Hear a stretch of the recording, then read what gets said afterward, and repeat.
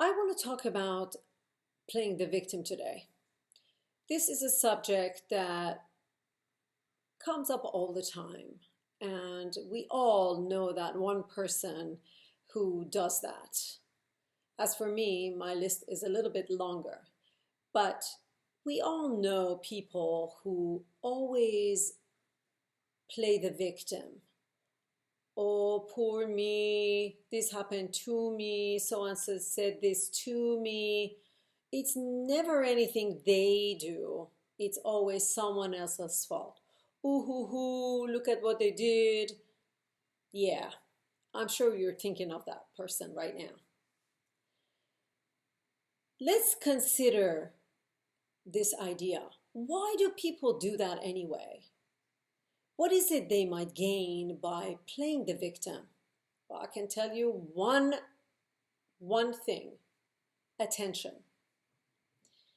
A lot of times, this is an attention seeking behavior. Now, I've known people who have victimized themselves, however, not realized that's what they were doing. And when became aware of it, suddenly their behavior shifted. That is a sign of growth. And this is what I want this video to be about. I would like to encourage you and really invite you to take a look at the way you behave toward situations, people, things over the years, maybe let's say over the past year, not to make it too long into your past. However, just sort of review some things that may have come up for you. Really honestly, there's no one around you, no one's in your mind. So you get to be as honest with yourself as possible. And I do invite you to be as honest, because otherwise this won't be effective. Just be honest with yourself and take a look and see how you really behaved. Now, sometimes when this is unconscious, like I said, it's attention seeking, but once they realize it, they're like, oh, that's not the kind of attention I want. But I've also known those who do this on purpose. It's almost like they cannot stand not being the center of attention, like they have to matter all the time. Even if they're in a gathering and things are flowing very nicely and suddenly, it splits up and attention goes elsewhere, suddenly they develop some sort of pain or some situation that requires other people to pay attention. I laugh because I know you know these people. All of us have known these people. Perhaps some of us have been these people. This in itself is not a thing to be judged. It's an observation. We've observed this behavior in others, right? Or maybe ourselves. What I'd like you to really consider is the reason why. If we pay attention to this and we bring light to it, there are multi-levels that can apply to this kind of behavior. The very obvious one, the first one is, yes, attention seeking. However, if you peel the layers and dig in, you will see that behind all of that, there are other things that are lurking, such as insecurity, the fear of not being liked, the fear of being judged, the fear of not being good enough. Here's that word, fear. We all have incentives for our behaviors. That is a very strong incentive in so many ways, and also in this. So the invitation is to really look inside of you. sometimes not getting what we want may actually be the best thing that happens to us if we pay attention to it. If you notice other people are acting differently toward you, perhaps more than one, then take a look and see. Maybe it's something you're doing.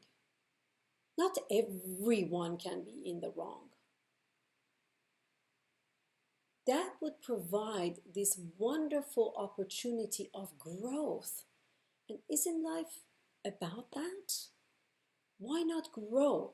That's a lot more empowering when we own, when we have accountability, when we take responsibility for what we say, how we act, and what we do.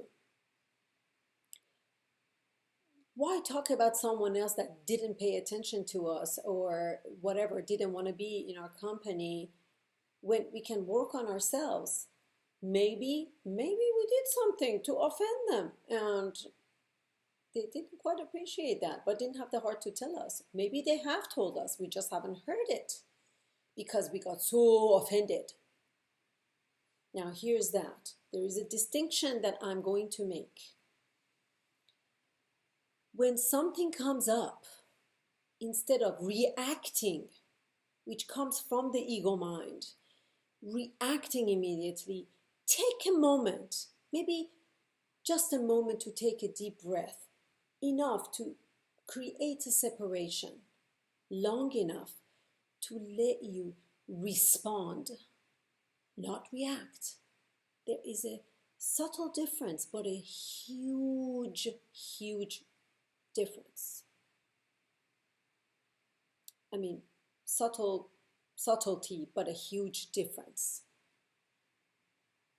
Responding and not reacting will get you far more than just getting all bent out of shape and reacting and all of that. Nothing gets solved with that.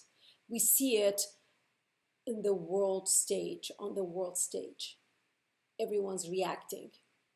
Governments reacting to each other. Well, if you trickle it down to individuals, we're doing that too. We react when we're driving, we react when we're grocery shopping, we react when we're just out with other people, at restaurants, whatever. Every place, instead of taking a moment and responding. Maybe the person we're dealing with is having a bad day. They don't mean to be rude. Maybe they're just having some issues that are serious in their lives.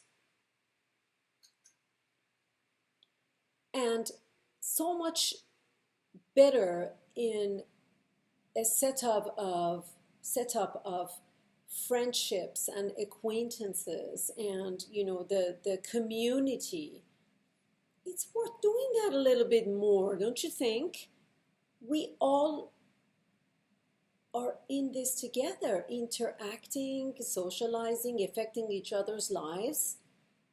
Why get all ticked off when we don't get our way? Why throw a tantrum and a fit and poison each other's minds with all kinds of things that we are thinking to ourselves? Usually, actually, if you are honest enough with yourself, which is my invitation to you, to be brutally honest with yourself. No one's in your mind. You get to be as much as honest as you want with yourself.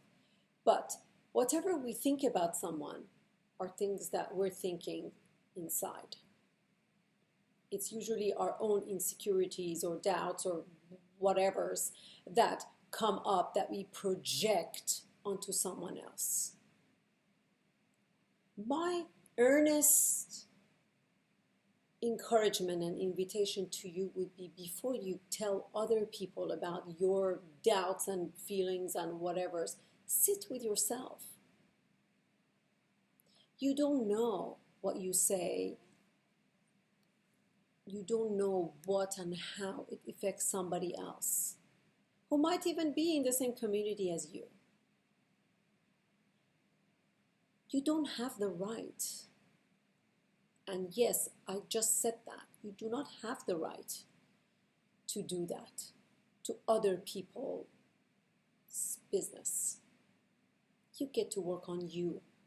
What better opportunity to make ourselves the best versions of ourselves. That way, everything around us will be affected exactly in that way. You create what you want to attract. So raise your vibration, work on yourself, bring the little shadow self out into the light, and you will see it's not as scary as you thought. I see this time and time again with clients. And when they allow themselves to do this, suddenly you see them feeling so much more confident, and they take a deep breath of relief. I earnestly, sincerely invite you and encourage you to do this.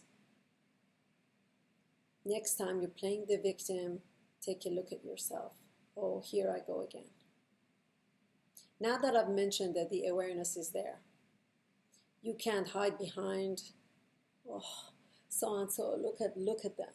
They're just ruining my life. They never pay attention to me. So-and-so did this. You know, we had leadership that did that.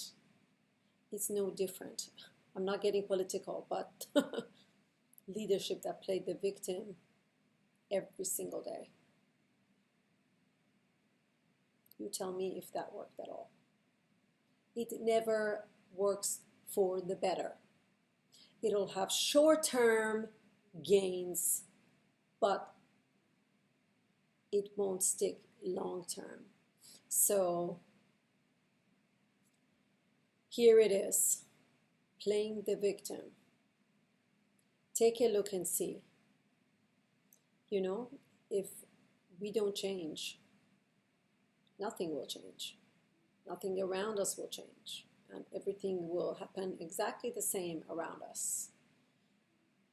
My invitation is vibrate higher. You're better than this. If this was helpful for you, feel free to share it with your friends. And you can also see this on my YouTube, The Core Shift YouTube channel. Until next time, namaste.